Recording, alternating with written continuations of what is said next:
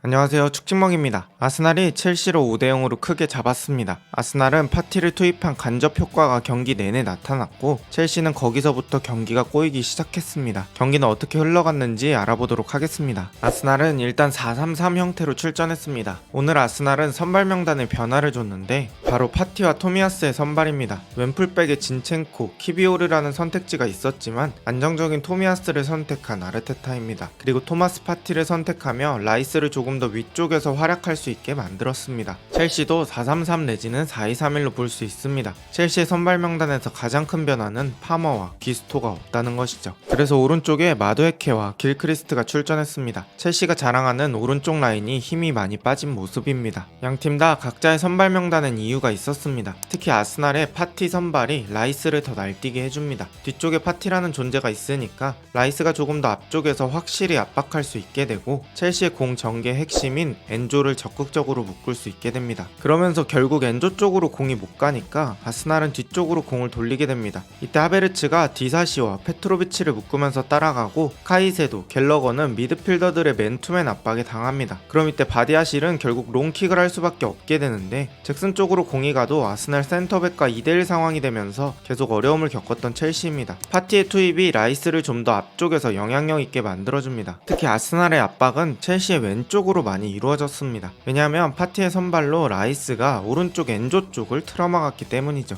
오늘 첼시의 선발 왼쪽 윙어가 무드릭이었는데 무드릭은 많은 도움이 되지 못했습니다. 무드릭은 공을 지키는 능력보다는 돌파하는 데 장점이 있으므로 이런 상황에서는 많은 어려움을 겪었죠. 이렇게 아스날은 파티 후방 지키기, 라이스 압박, 소유권 가져오기로 첼시를 정말 아무것도 못하게 만들었습니다. 아스날은 이런 기본 원칙들로 전반을 주도했고 실제로 경기 초반에 좋은 움직임으로 선취골에 성공합니다. 하베르츠가 특유의 받아주러 내려오는 움직임을 가져갔고 사카, 하베르츠, 파티, 라이스로 이어지는 전개를 합니다. 그리고 라이스가 이 공을 몰고 가서 트로사르에게 패스, 트로사르는 니어포스트로 땅볼 슈팅을 성공시키며 경기를 1대0으로 만듭니다. 반면에 첼시는 대부분의 시간을 후방에서 보내는 탓에 잭슨의 솔로 플레이밖에 해답이 없었습니다. 하지만 잭슨이 어찌어찌 공을 끌고 올라가긴 해도 잭슨의 부족한 마무리 능력으로 결실은 맺을 수 없었습니다. 그리고 첼시가 공을 점유하면서 플레이하려고 하는 찰나에 바디아실 쪽에서 계속 1차 빌드업 미스가 나오면서 도무지 경기의 해답을 찾을 수 없었던 첼시입니다. 그래서 이걸 보완하기 위해서 카이세도가 내려가게 됩니다. 아예 뒤쪽에 공을 돌려줄 선수를 한 명 더 배치한 거죠. 이게 결국 공 받을 사람 한 명을 뒤로 뺀 거죠. 엔조와 갤러거도 내려가서 공을 받게 되는 상황이 나옵니다. 계속 악순환이 반복되는 첼시입니다. 그나마 첼시는 무드릭보다는 마두에케 쪽에서 공이 소유가 되면서 한 번씩 부분 전술로 좋은 상황들을 만들 수 있었습니다. 지금도 갤러거와 마두에케가 2대1 패스를 수행합니다. 마두에케가 개인 능력으로 그나마 안쪽으로 들어와서 패스를 주지만 준비된 공격이 아니라 순간적인 공격이라서 공을 받을 사람이 없었고 그나마 쿠쿠렐라도 수비에 막힙니다. 아스날이 주도하며 전반은 1대0으로 종료됩니다. 아스날이 경기를 잘 풀어간 것에 비해서는 점수차가 크지 않아서 첼시에게도 기회는 있었습니다. 하지만 후반 시작한 지 얼마 되지 않은 시간 아스날은 코너킥에서 변수를 만듭니다. 첼시는 아스날의 키 큰 선수들을 대비하기 위해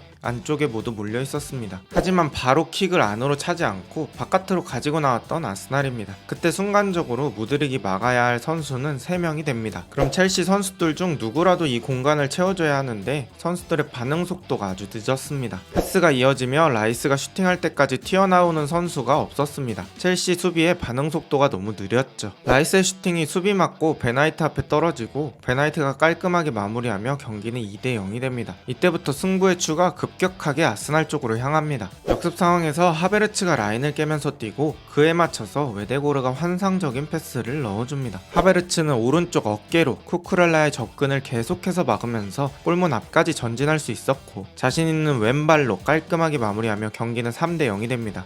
이렇게 여유로워진 상황에서 아스날은 자신들이 원래 하던 사카의 아이솔레이션으로 이득을 얻어보려고 합니다. 파티가 사카 쪽으로 공을 줄 때 파티를 견제하는 첼시 선수들이 너무 부족합니다. 사카의 아이솔레이션을 막는 최고의 방법은 공이 가기 전에 미리 막는 건데 그게 잘 안되는 아스날입니다. 사카가 여기서 2명을 자신에게 붙여놓고 하베르츠에게 공을 내주는데 하베르츠의 퍼스트 터치가 미쳤습니다. 몸을 딱 열면서 기가 막힌 슈팅각을 만들어 놓습니다. 그리고 디사시와 바디아실의 사이가 벌어지는 순간 있었지만 그쪽으로 니어포스트 슈팅을 날리며 경기를 4대0으로 만드는 하베르츠입니다. 확실히 제주스보다 툴도 다양하고 이번 시즌은 좋은 득점력을 보여주는 하베르츠입니다. 이후 아스날은 사카의 볼 소유, 시야 열린 웨데고르, 화이트의 오버래핑으로 득점하며 경기를 5대0으로 끝내버립니다. 오늘 아스날은 전설의 7 미드필더 효과를 톡톡히 봤습니다. 특히 파티가 출전하면서 라이스는 후방 빌더 부담이 줄었죠. 그러면서 더 높은 위치에서 박스 투 박스처럼 날뛸 수 있었습니다. 게다가 공격의 하베르츠, 중원의 웨데고르, 수비의 마갈량이스, 살리바, 척추라인이 경기력적으로 기복이 상당히 적습니다. 지난 챔스 미넨전 패배로 분위기가 좋지 않은 쪽으로 넘어갈 수 있었는데 잘 잡고 다시 일어선 아스날입니다. 반면에 포체티노는 파머와 기스토가 없으니 이렇다 할 좋은 모습을 보여주지 못했습니다. 확실히 코어 라인인 오른쪽이 경기에 없으니 왼쪽도 덩달아 죽는 현상이 일어납니다. 게다가 시즌 내내 반복되는 불확실한 1차 빌드업 문제는 오늘도 발목을 잡았습니다. 센터백은 많지만 누가 주전인지 불분명합니다. 센터백부터 주전이 정해져야 1차 빌드업 패턴을 만들고 선수들끼리의 호흡도 좋아집니다. 근데 부상과 여러가지 문제로 아직까지 주전이 정해지지 않았고 당연히 좋은 1차 빌드업이 나올 수 없습니다. 오늘 경기로 아스날은 많은 골 득실을 확보하며 1위에 오르게 되었고 첼시는 리그 9위에 머물게 되었습니다. 과연 아스날은 우승을 차지할 수 있을까요? 이번 영상은 여기까지입니다. 좋은 하루 되세요.